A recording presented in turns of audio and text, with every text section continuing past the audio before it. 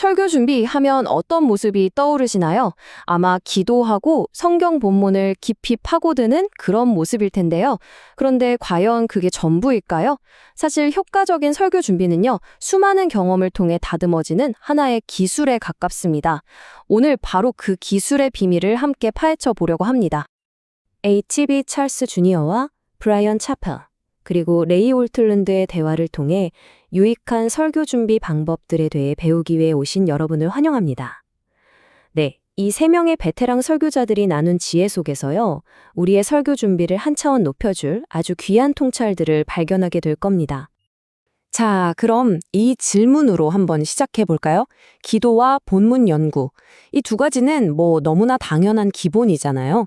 그런데 이것들 말고 우리의 설교 준비를 정말로 변화시키는 결정적인 요소는 과연 뭘까요? 오늘 바로 그 답을 함께 찾아가 보겠습니다. 첫 번째 핵심은 바로 과정을 다스리는 겁니다.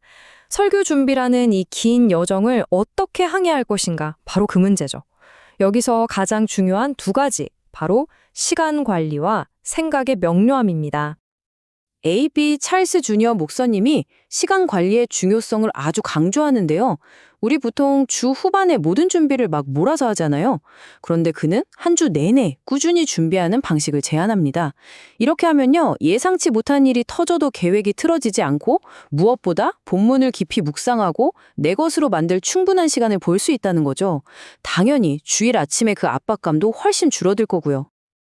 H.B. 찰스 주니어 목사님의 이 말은 정말 핵심을 꿰뚫는 것 같아요.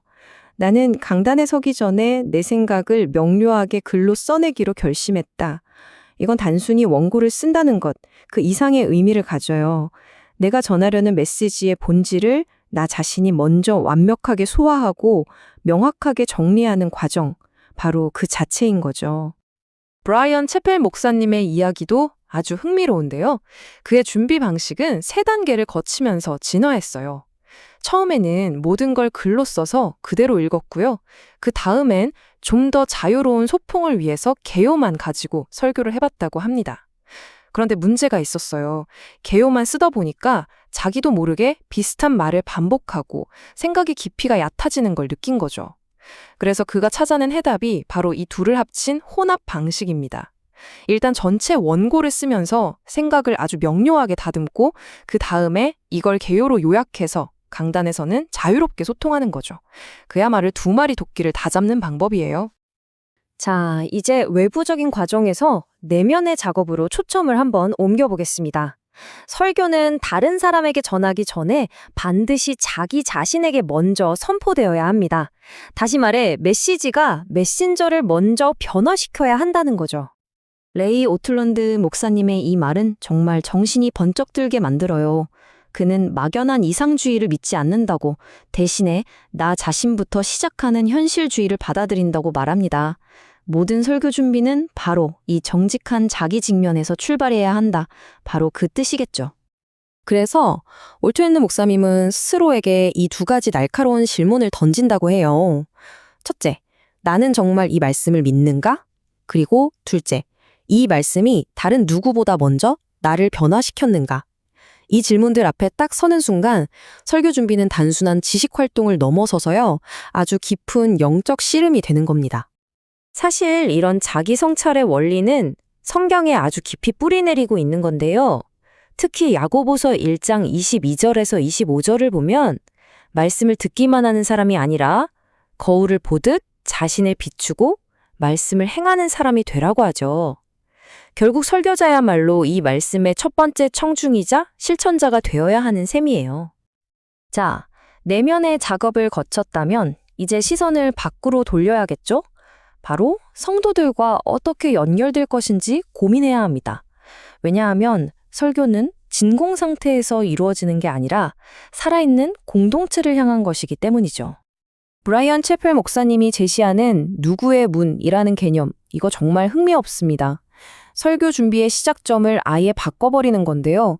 무엇을 말할까? 이 질문이 아니라 이 말씀을 들어야 할 사람은 누구인가? 이 질문으로 문을 열고 들어가는 거예요. 그야말로 관점의 대전환이죠.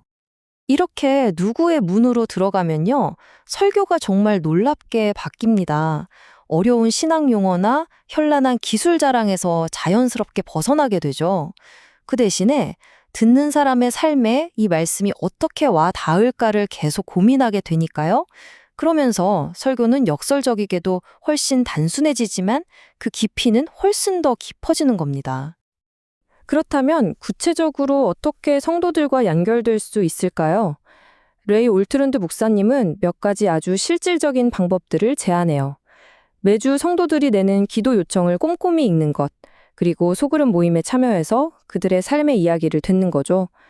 사람들의 삶에서 지금 실제로 무슨 일이 일어나고 있는지 아는 것, 그리고 때로는 자신의 연약함을 솔직하게 나누는 것, 바로 이런 것들이야말로 최고의 설교 준비라고 그는 말합니다. 자, 이제 오늘 나눈 이야기들 한번 정리해 볼 시간입니다.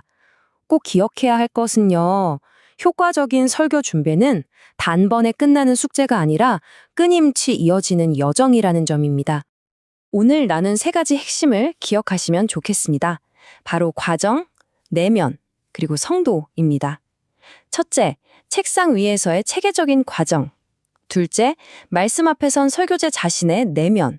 그리고 마지막으로 강단 아래 앉은 성도들과의 연결. 이 세 가지가 아름다운 조화를 이룰 때 비로소 설교는 살아 움직이는 생명력을 갖게 되는 것이죠.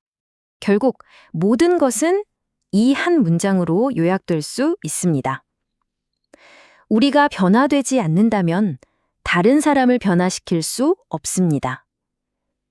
설교자 자신의 변화가 모든 사역의 출발점이라는 아주 근본적인 진리죠. 이제 이 설명을 마치면서 마지막으로 여러분 각자에게 이 질문을 드리고 싶습니다. 여러분의 설교 준비 과정에서 하나님은 여러분의 지식뿐만 아니라 여러분의 인격과 삶을 어떻게 빚어가고 계십니까? 어쩌면 이 질문에 대한 답을 찾아가는 그 여정이야말로 가장 위대한 설교 준비가 아닐까요?